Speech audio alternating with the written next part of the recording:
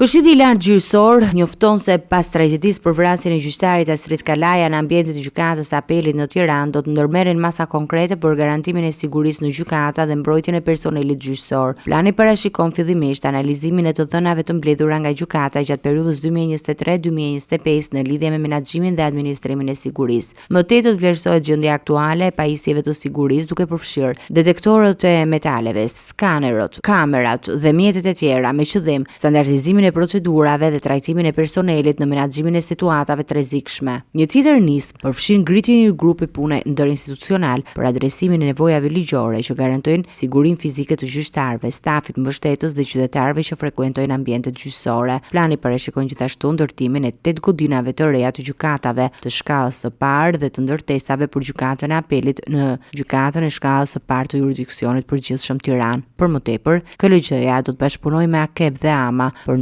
ndalimin e gjuhës së papërshtatshme dhe sulmeve ndaj gjyqtarëve në rrjetet sociale. Në nder të gjyqtarit të vrarë Astrid Kalaja është nisur procedura për emërtimin e sallës së amfiteatrit në godinën Poli i Drejtësisë me emrin e tij. Po ashtu është dërguar propozimi pranë institucioneve për dhënien e titullit dëshmoria dheut. KLG-ja thekson se këto masa synojnë të rrisin besimin e qytetarëve të sistemit gjyqësor dhe të forcojnë mbrojtjen e tyre që shërbejnë në drejtësi, duke shmangur tragjedit të ngjashme në të ardhmen.